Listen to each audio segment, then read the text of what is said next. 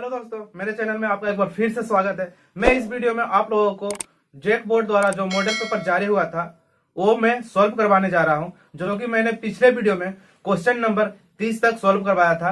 अब मैं question number 30 के बाद आगे सॉल्व करने जा रहा हूँ। ठीक है मेरे दोस्त, इस वीडियो में मेरे साथ आप लोग बने रहें। ठीक है मेरे दोस्त, तो देखिए वीडियो कुछ इस टाइप में आइए। ठीक है मेरे दोस्तों, क्वेश्चन नंबर 30 तक पिछले वीडियो में हम लोग ऑब्जेक्टिव का मॉडल सेट पेपर क्लास 10 जेक बोर्ड का कंप्लीट कर चुके थे। अब हम लोग 31 से देखेंगे। तो देखिए क्वेश्चन नंबर 31 कुछ इस टाइप में है। 60 डिग्री केंद्रीय कोण और 14 सेंटीमीटर त्रिज्या वाले त्रिज्या खंड का क्षेत्रफल निकाले। तो इसमें आपको बोला गया है, आपको त्रिज्या खंड का क्षेत्रफल निकालने के लिए बोला है। ठीक है मेरे दोस्त, तो देखिए त्रिज्या खंड का क्षेत्रफल निकालते हैं हम लोग कैसे है। तो सबसे पहले त्रिज्या खंड का क्षेत्रफल हम लोग पहले सबसे समझते हैं कि त्रिज्या खंड होता क्या है। तो देखिए त्रिज्या खंड हम लोग किसको बोलते हैं। मान लीजिए एक रोटी है, ठीक है। एक रोटी कैसा होता है, ब्रेड टाइप का होता है। या तो आप लोग समझ लीजिए एक पिज्जा है। अगर पिज्जा को हम लोग यहां से ऐसा काट के निकाल लेंगे, ठीक है मेरे दोस्त, तो ऐसा काट के निकाल लेंगे। तो ऐसा काट के निकालने के बाद हम लोग को दिखेगा कैसा, कटा हुआ भाग हमको देखना है। तो कटा हुआ भाग मेरा ऐसा दिखेगा। ये वाला बाहर निकाल लेंगे, कटा हुआ भाग ऐसा दिखेगा। तो ये मेरा क्या होता है, वृत्त का त्रिज्या होता है।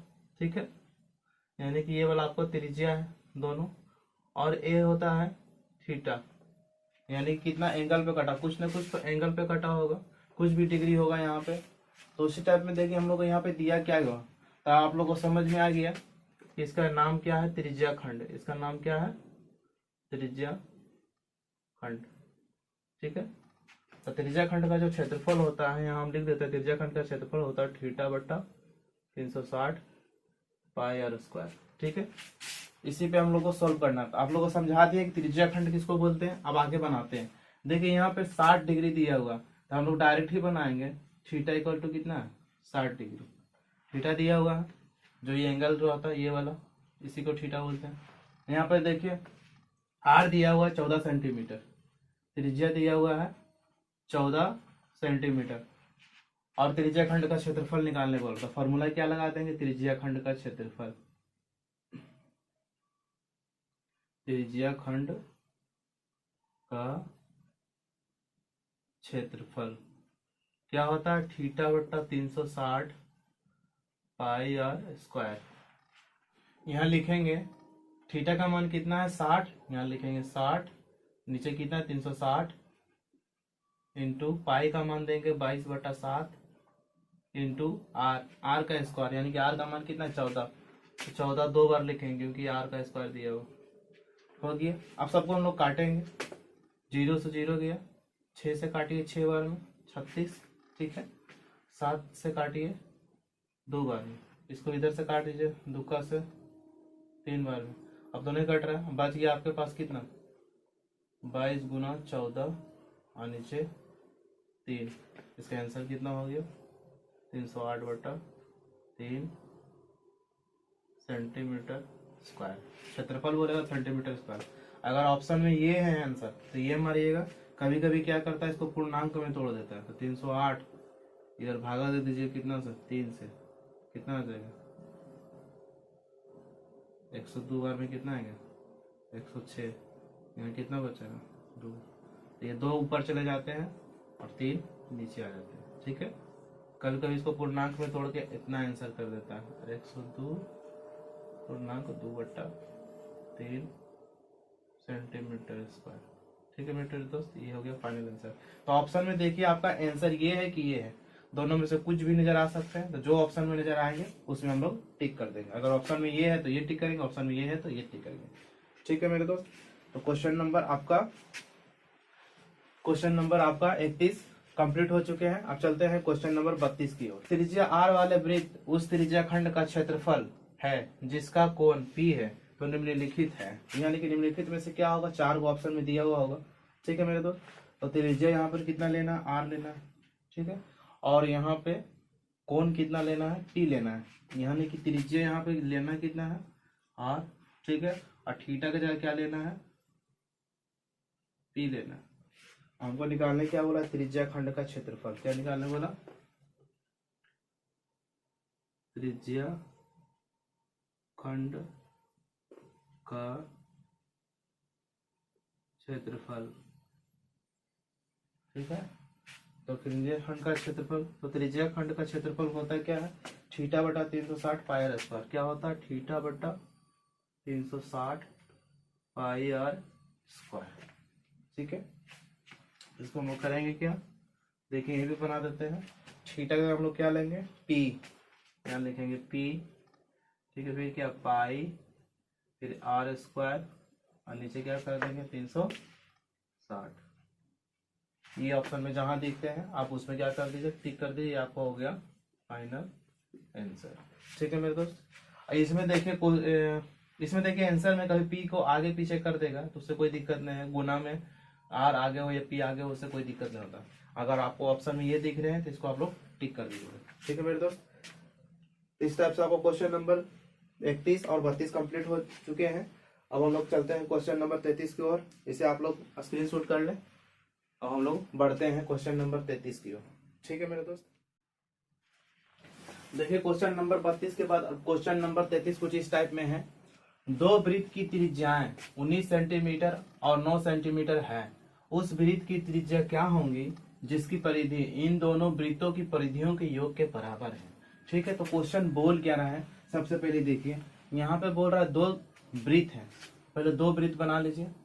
मान लीजिए कि एक वृत्त थोड़ा बड़ा है, ठीक है, इसका त्रिज्या दे दिया आपका 19 सेंटीमीटर, त्रिज्या यहाँ पे होता है 19 सेंटीमीटर। और एक वृत्त और है वो हल्का छोटा है, उसका त्रिज्या कितना दे दिया है 9 सेंटीमीटर। ठीक है, अब बोल रहा है कि उस वृत्त की त्रिज्या क्या होंगी जो इन दो वृत्त की त्रिज्याओं के परिधियों के योग, यानी कि इन दोनों का परिधि होगा, परिधि की योग जो होगा, तो इस जो बड़ा वृत्त निकलेगा जब परिधि करके जोड़ेंगे, जो बड़ा वृत्त निकलेगा इसका पूछ रहा है कि आर कितना होगा। ठीक है, ये दोनों का परिधियों का योग है जो योग के बराबर है, जो परिधि दोनों का होगा, दोनों को जोड़ेंगे तो इसके बराबर इसका परिधि होगा, यही बोलने का अर्थ है इसका। ठीक है, तो देखिए इसको बनाते हैं किससे, इसका परिधि कितना हो जाएगा, इसका परिधि हो जाएगा 2 पाई r1, इसको r1 मान लेते हैं, इसका परिधि हो जाएगा 2 पाई r2, इसको 19 को r1 माने हैं और 9 को r2 माने। ठीक है, तो बोला इन दोनों परिधियों का योग जो होगा, योग के बराबर होगा इसका परिधि। इसका परिधि इधर लिख देते हैं बड़ा वाला का 2 पाई r, यही क्वेश्चन में बोला है। तो इसका हो जाएगा 2 पाई r1 का मान कितना है 19, इधर कितना हो जाएगा 2 पाई r2 का मान कितना है 9, इधर कितना हो जाएगा 2 पाई r। ये देखिए क्या करेंगे, 2 पाई कॉमन हो रहे हैं, सब में 2 पाई को कॉमन ले लेंगे, 2 पाई यहाँ कॉमन करेंगे तो अंदर में क्या बच जाएंगे 19, और इधर बच जाएंगे 9, और इधर क्या हो जाएगा 2 पाई r। 2 पाई से 2 पाई काट देंगे, फिर आपका क्या आ जाएगा 19 और 8 दोनों को जोड़ देंगे, ये हो जाएगा 28। ठीक है, ये हो जाएंगे r, तो आपका त्रिज्या कितना आ जाएंगे 28, ये हो जाएगा आपका फाइनल आंसर। ठीक है मेरे दोस्त, अब चलते हैं क्वेश्चन नंबर 34 की ओर। क्वेश्चन नंबर 34 में बोल रहे हैं यहाँ पे कि सबसे बड़े बांस की लंबाई बताइए जो 12 सेंटीमीटर लंबे और 9 मीटर चौड़े और 8 मीटर ऊंचाई के कमरे में रखी जा सकती है। देखिए सबसे पहले इसमें जो दिया है यहाँ पे लिख देते हैं। यहाँ देखिए लंबाई दिया हो 12 सेंटीमीटर, एल लिख देते हैं 12 सेंटीमीटर।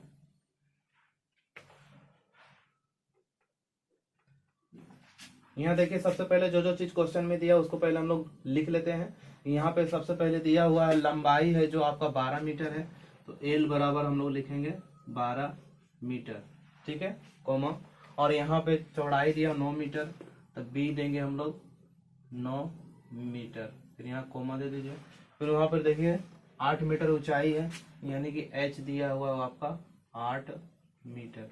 सबसे बड़ा बांस रखने की बात करेगी जब रूम में, तो हम लोग क्या करेंगे, तो इसमें सबसे पहले हम लोग को रूम में बड़ा बांस रखने का मतलब क्या है, मान लीजिएगा आपका यहाँ एक घन बन रहा है, ये 3D फिगर बन रहा है क्योंकि यहाँ एल बी और एस दिया हुआ है, तो इस टाइप में फिगर बनेगा। जब भी आप इसमें लंबा बांस रखिएगा तो कैसे रखिएगा, सबसे लंबा बांस रखना चाहिए तो ई कोना से लेकर ई कोना तक रखिएगा, तभी सबसे लंबा बांस रखा है ये बीच में, ठीक है। तो इसको हम लोग क्या बोलते हैं, इसको हम लोग विकर्ण बोलते हैं। तो यानी कि हमको घनाभ का विकर्ण निकालने बोल रहा है, तो हम लोग क्या निकालेंगे, घनाभ का विकर्ण, ठीक है।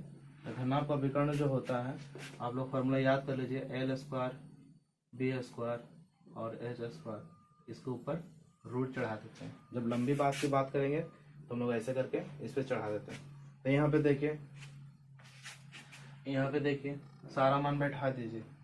एल का कितना है 12 का स्क्वायर, ठीक है, फिर कितना है 9 का स्क्वायर, फिर कितना है 8 का स्क्वायर, पूरे पे रूट है, ठीक है। कितना आ जाएंगे 12 का स्क्वायर 144, 9 का 81 और 8 का। इसके बाद देखिए करेंगे क्या, सबको जोड़ दीजिएगा, तो सबको जोड़िएगा तो आपका आ जाएगा 289, ठीक है। इसको रूट में लिख लीजिएगा 289, और 289 को जब रूट से बाहर निकालते हैं तो इसका आंसर हो जाएगा 17 मीटर, क्योंकि 17 का ये स्क्वायर होता है 289। आपका ये आंसर हो गया, ठीक है मेरे दोस्त। तो आपको क्वेश्चन नंबर 33 और 34 भी कंप्लीट हो चुके हैं। अब चलते हैं क्वेश्चन नंबर 35 की ओर। आप लोग इसे स्क्रीनशॉट कर लीजिए, ठीक है मेरे दोस्त। देखिए तो क्वेश्चन नंबर 35 कुछ इस टाइप में है। एक शंकु की ऊंचाई 12 सेंटीमीटर है तथा इसके आधार का व्यास 10 सेंटीमीटर है, तो शंकु की तिर्यक ऊंचाई है, ठीक है। तो सबसे पहले हम लोग शंकु एक बनाते हैं। शंकु का फिगर ऐसे होता है, आप लोग देख लीजिए, ये हो गए शंकु, ठीक है। तो शंकु की ऊंचाई 12 सेंटीमीटर, यानी कि जो बीच में हाइट है ये कितना दिया हुआ 12 सेंटीमीटर, और इसका व्यास कितना दिया हुआ, ये पूरा 10 दिया हुआ, यहाँ से यहाँ तक व्यास 10 दिया हुआ। आपको तिर्यक ऊंचाई निकालना है, यानी कि आपको इधर जो साइड में है आपको एल निकालना, ठीक है, एल आपको निकालना है। यानी कि आपको दे क्या क्या दिया है, एच आपको दे दिया है 12 सेंटीमीटर, ठीक है। आपको डी दे दिया है 10 सेंटीमीटर। आपको आर निकालना है, तो 10 का आधा कितना हो जाएंगे 5 सेंटीमीटर, त्रिज्या आपका हो गया 5 सेंटीमीटर। हमको निकालना क्या है, शंकु का तिर्यक ऊंचाई। तो शंकु का तिर्यक ऊंचाई, यहाँ पे आप देखिए इस फिगर में पाइथागोरस टाइप का एक समकोण त्रिभुज बन रहे हैं, ठीक है। तो इसमें पाइथागोरस लगाते हैं। तो तिर्यक ऊंचाई हमेशा इसमें जब भी निकालने बोलेगा तो पाइथागोरस लगाएंगे। तो जो कर्ण का स्क्वायर होता है, लंब का स्क्वायर आधार का स्क्वायर का प्लस होता है। तो यहाँ पे हम लोग क्या लिखेंगे, एल अगर निकालना है एल स्क्वायर, तो एल स्क्वायर बराबर क्या हो जाएगा P square plus B square. Pythagoras हम लोग लगा देंगे। तो एल का नहीं पता एल स्क्वायर, पी का मालूम है 12 का स्क्वायर, पी का मालूम है बी, यानी कि यहाँ नीचे वाला ये है जो आधार कितना आया था 5, यहाँ पे आया था 5, 10 का आधा 5, यहाँ पे लेंगे 5 का स्क्वायर, तो एल स्क्वायर बराबर 144 और 5 का स्क्वायर 25। एल स्क्वायर इसको जोड़िएगा तो कितना हो जाएंगे, इसको जोड़िएगा तो हो जाएंगे 169, ठीक है। स्क्वायर हटा तो इधर क्या चढ़ गया, रूट चढ़ गया, और ये कितना के निकलते हैं 13 का स्क्वायर होता है 169, इसका हो गया 13 मीटर। यानी कि तिर्यक ऊंचाई आपका एल कितना आ गया 13 मीटर। आपका एल हो गया 13 मीटर आंसर, ठीक है मेरे दोस्त। तो ये तो आपका हो गया बाय मेथड, जो आप लोग एग्जाम में अगर सब्जेक्टिव में देंगे तो इस टाइप में ही बनाइएगा। और आप लोगों को मैं इसमें कुछ आप लोगों को शॉर्ट ट्रिक बता देना चाहता हूँ, ताकि आप वो शॉर्ट ट्रिक यूज कीजिएगा तो आपको बहुत ही समय बचेंगे। आप जितना भी मैं शॉर्ट ट्रिक बताता हूँ आप लोग है जो ऑब्जेक्टिव में सिर्फ यूज कीजिए, क्योंकि सब्जेक्टिव में अगर आप यूज कीजिएगा तो आपको फुल मार्क्स नहीं मिलेंगे, क्योंकि ऑब्जेक्टिव में बनाना नहीं होते हैं, सिर्फ 4 में से 1 टिक करना होते हैं। इसलिए ऑब्जेक्टिव में आप लोग ट्रिक का यूज कर सकते हैं। इसमें आप लोग को चलिए आपको कुछ ट्रिक बता देते हैं, अगर जल्दी बनाना होगा तो क्या करेंगे। देखिए इस टाइप का क्वेश्चन बनाने के लिए आप इसमें अच्छा से समझिए बेहतर से, हम इधर समझा देते हैं बगल में। देखिए हम लोग को आप लोग जानते होंगे अगर पढ़े होंगे तो त्रिकोणमिति में ये किस टाइप का त्रिभुज है, समकोण त्रिभुज है। तो समकोण त्रिभुज में देखिए ये होता है 90 डिग्री, ठीक है। इसको हम लोग बोलते हैं लंब, इसको बोलते हैं कर्ण और इसको बोलते हैं आधार, ठीक है। तो इसमें एक ट्राई मेथड होता है, आप उसको याद रखिएगा। क्या होता है? ट्राई मेथड, ठीक है। ट्राई मेथड क्या होता है, इसको याद करना हो, याद कैसे करना वो भी बताते हैं। अगर 3 है 4 होगा और 5 होगा, यानी त्रिभुज में 3 ही चीज होता है, ठीक है। अगर 3 4 कहीं पे देख रहा है तो अपने से एक 5 डाल देंगे, ठीक है। तो 3 का दुगुना कितना होता है? 6, इसका दुगुना 8, इसका दुगुना 10, यानी कि ए को याद रखें तो दुगुना भी याद होगा, यानी कि इसका पहाड़ा में भी आ सकता है। उसके बाद आपको याद रखना 12 5 13, इसको याद रखिएगा तो इसका दुगुना कीजिए, 12 दूना 24, 10 और 26 दुगुना कर दिए। 24 वाला एक और होते हैं, तो याद देखिए 24 7 25, एक होते हैं 15 8 17, होते हैं 20 21 29, ठीक है मेरे दोस्त। एक होते हैं ए√2, इसके मतलब क्या हो गया? 5 और 5 2 में रहे तो 5√2, 6 6 तो 6√2, ठीक है। इस टाइप में तो आप लोगों को याद कितना करना, एक याद कीजिएगा ये हो जाएगा, ये याद कीजिएगा ये हो जाएगा, ये आपको याद करना और नीचे से ये और ये और ये, ठीक है। तो जो साइड वाला आ रहे हैं, इस साइड वाला क्या आपका? ये कर्ण है, आपका क्या है? कर्ण, ठीक है। इधर वाला कर्ण है, इधर वाला तो हमेशा चेंज होते रहता है, कभी आधार इसमें आ जाएंगे, कभी आधार इसमें आ जाएंगे। लंब और आधार आपस में चेंज होते रहते हैं, पर कर्ण कभी चेंज नहीं होता, ये फिक्स रहता है, ये कभी चेंज नहीं होता है, ये दोनों चेंज होते रहते हैं, ठीक है। अगर इधर से देखने बोलेगा तो लंब ये हो जाएंगे, अगर इधर से कोई कोण निकालने बोल रहा तो लंब ये बन जाते हैं, ठीक है। तो यहाँ पे देखिए आप बनाइए कैसे, आप सोचिएगा इसका यूज कैसे करेंगे। तो यूज करना कुछ नहीं, सिंपल है।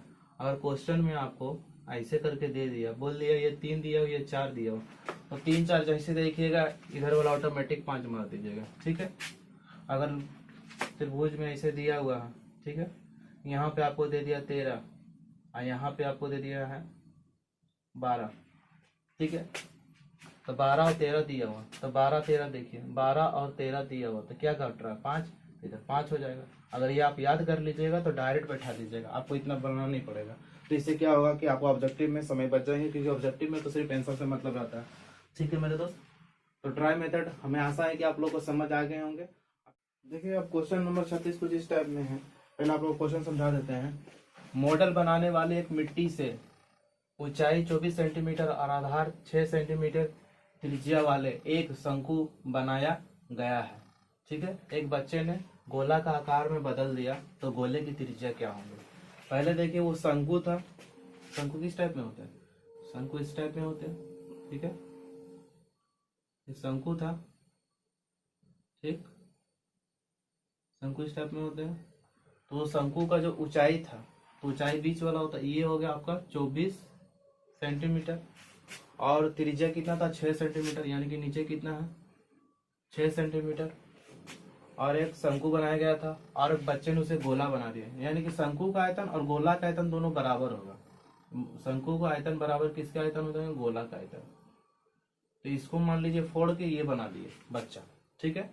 तो क्या हो गया? इसमें बोल रहा है गोला जो है, गोला का त्रिज्या हमको निकालना है, ठीक है।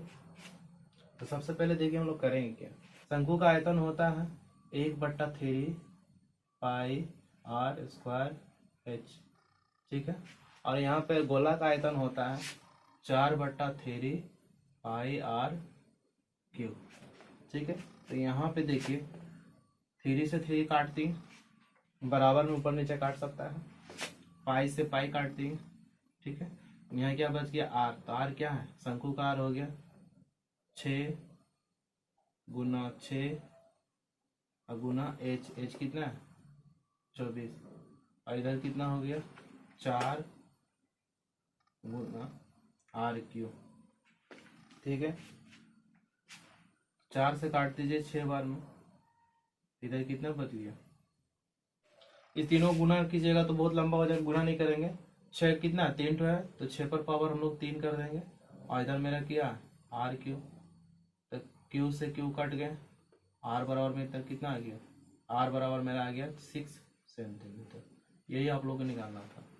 ठीक है, इसमें क्या करना था, शंकु का आयतन है जो गोला का बराबर होता है, यहाँ लिख लीजिए शंकु था, शंकु का आयतन किसके बराबर होता है, गोला का आयतन के। क्वेश्चन में यही बोला। ठीक है मेरे दोस्त, तो क्वेश्चन नंबर 36 आपका इस टाइप में कंप्लीट हो चुके हैं। अब बढ़ते हैं हम लोग क्वेश्चन नंबर 37 की ओर। तो देखिए क्वेश्चन नंबर 37 में निम्नलिखित में से कौन सही क्रम है। तो आपको 4 ऑप्शन में दे दिए हैं, आपको बताना है कि इसमें से कौन सही है। तो देखिए, तो यहाँ पे संबंध किसका है, माध्यक, बहुलक और माध्य का। तो हम लोग सीधे से समझते हैं कि जो इसका आंसर होता है, एक फॉर्मूला होता है, हम लोग जानते हो फॉर्मूला क्या होता है, बहुलक बराबर माध्यक माइनस माध्य। इस फॉर्मूला को याद कैसे रखेंगे, दोनों एम वाला राइट साइड में लिखेंगे, ठीक है, इक्वल टू के बाएं साइड में सिर्फ बार लिखेंगे। तो दोनों एम इधर लिखाएगा। तो देखिए बड़ा वर्ड है तो इसमें बड़ा डाल देंगे 3, और छोटा है तो इसमें डाल देंगे 2, ऐसे याद रहेंगे। ठीक है, तो बहुलक बराबर होता है 3 माध्यक माइनस 2 माध्य। तो ये वाला यहाँ पे संबंध आपको कहीं नहीं मिलेगा क्योंकि बहुलक इधर डाल दिए। ठीक है, तो इसको देखिए, इसको हम लोग सॉल्व करेंगे तो बहुलक है तो इसको हम लोग इधर कर सकते हैं। ठीक है, तो 3 माध्यक, इसको 2 को इधर कर देते हैं। 2 को जब हम लोग इधर कर देंगे, यहाँ पे देखिए अच्छा से, बहुलक बराबर क्या था, 3 माध्यक माइनस 2 माध्य। हम क्या करेंगे, माइनस 2 माध्य को इधर ले आएंगे। ठीक है, यहाँ पे क्या लिखा जाएगा, बहुलक, उधर माइनस में इधर आएगा +2 माध्य, इधर बराबर क्या बच जाएगा, 3 माध्यक। ठीक है, अब इसको सीधा करके लिख देंगे, 3 माध्यक इधर लिखेंगे, 3 माध्यक बराबर बहुलक +2 माध्य। ठीक है, तो ऑप्शन नंबर देखिए, ऑप्शन नंबर बी में मिल रहे हैं कि नहीं, 3 माध्यक बराबर बहुलक +2 माध्य, 3 माध्यक बराबर बहुलक +2 माध्य। ठीक है, तो यहाँ पे देखिए आपका ऑप्शन नंबर बी आंसर हो जाएंगे। आपको यही निकालने थे और आपको इतना घुमा फिरा के एकदम लंबा करके दिए थे। मेन फार्मूला आपका ये होता है, बहुलक बराबर 3 माध्य माइनस 2 माध्य। अगर ये याद है तो इसको इधर उधर भेज के आप ऑप्शन से मैच करके इसको आंसर कर सकते हैं। इस टाइप से आप लोग क्वेश्चन नंबर 37 कंप्लीट हो चुके हैं। आप लोग इसे स्क्रीनशॉट कर लें। अब हम लोग चलते हैं क्वेश्चन नंबर 38, 39 और 40 की ओर। ठीक है मेरे दोस्त, ठीक है मेरे दोस्त, तो क्वेश्चन नंबर 37 के बाद क्वेश्चन नंबर 38 कुछ इस टाइप में है। यहाँ पे देखिए, वर्ग अंतराल एवं संचयी बारंबारता के खींचे आलेख को डैश कहते हैं, यानी कि यहाँ पे क्या भराएगा ये लिखना है। ठीक है, तो अगर वर्ग अंतराल है, एक साइड में अगर वर्ग अंतराल लिखा हुआ है, मान लीजिए कि एक ग्राफ हम बना रहे हैं। ठीक है, यहाँ वर्ग अंतराल है, वर्ग अंतराल है, और इधर क्या है, संचय बारंबारता। क्या है, संचय बारंबारता। इसके बीच में जो भी ग्राफ खिंचाएगा, चाहे इधर से ऊपर जाए चाहे ऊपर से नीचे आए, कोई भी ग्राफ खिंचाएगा तो उसको हम लोग हमेशा क्या बोलते हैं, त्वरण बोलते हैं। ठीक है, उसको क्या बोलते हैं, त्वरण। तो इसके आंसर हो जाएंगे त्वरण। ठीक है, इसका आंसर हो जाएगा त्वरण। यहाँ की आप बाहर क्या दीजिएगा, त्वरण। ठीक है, अब देखो क्वेश्चन नंबर 39, बोला निम्नलिखित में से कौन सी घटना प्रायिकता नहीं है। तो प्रायिकता क्या नहीं हो सकता है, तो जो माइनस में आता है वो प्रायिकता कभी नहीं हो सकता है, जो माइनस में आता है वो कभी प्रायिकता नहीं हो सकता है। ठीक है मेरे दोस्त, अब उसके बाद देखिए क्वेश्चन नंबर 40 बोल रहे हैं, यदि पीई 0.05 है तो पीई नहीं की प्रायिकता क्या होंगी। ठीक है, तो यह देखिए करना क्या है, हम लोग एक फॉर्मूला पहले देख लेते हैं कैसे बनते हैं, पीई प्लस पीई बार, यानी कि इसको बोलते हैं प्रायिकता होने की संभावना, प्रायिकता नहीं होने की संभावना। ये दोनों मिला के हमेशा 1 होता है। ये फार्मूला भी आ सकता है कि PE plus PE bar equal to क्या होंगे, 1 होते हैं। ये भरने के लिए फिल इन द ब्लैंक्स में भी ऐसा दे सकता है। तो पीई का मान कितना दिया हो, 0.05 प्लस पीई नहीं निकालने बोल रहा है, नहीं तो यही है, बार को नहीं बोलते हैं, ठीक है, नहीं वाला निकालने बोला था, इक्वल टू 1 होता है। तो PE dash equal to 1 minus ये जाएंगे 0.05। इसको आप लोग सिंपली घटा लीजिएगा, ठीक है। कैसे घटाइएगा, देखिए 1 है, यहाँ डबल जीरो ले लीजिए, आप पीछे क्या 0.5, यहाँ 0.0 घटा दीजिए, कितना जाएंगे 10 में से 5 गए तो 5, ये 9 बच गया, इधर तो कुछ नहीं 0.95। इसका आंसर कितना आ गया 0.95, ठीक है मेरे दोस्त। पर आप लोग इसको इस टाइप में बनाइएगा, जब भी ऐसा क्वेश्चन देखिएगा PE बराबर कुछ दिया हुआ है और PE नहीं निकालना है, तो आप सिंपल इसे 1 से घटा कर आंसर दे दीजिएगा। और कुछ करने में डायरेक्ट क्या कीजिएगा, ये लिखिएगा, डायरेक्ट यही लिख दे दीजिएगा, 1 को डायरेक्ट घटा दीजिएगा, आंसर आपका आ जाएगा, ठीक है। क्योंकि आपको टिक मारना है, बनाने से क्या फायदा, तो डायरेक्ट आप लोग 1 से घटाकर इसका आंसर दे दो। आप लोगों का सारा ऑब्जेक्टिव इस टाइप से कंप्लीट हो चुके हैं। मुझे आशा है कि आप लोगों को बहुत बेहतरीन तरीके से समझ में आए होंगे। अब अगले वीडियो में हम सब्जेक्टिव जो क्वेश्चन बचे हुए हैं उसे सॉल्व करेंगे, ठीक है मेरे दोस्त। तो आज के लिए इतना ही, और अगर आप नए हैं तो प्लीज मेरे चैनल को सब्सक्राइब करें। तब तक के लिए नमस्कार।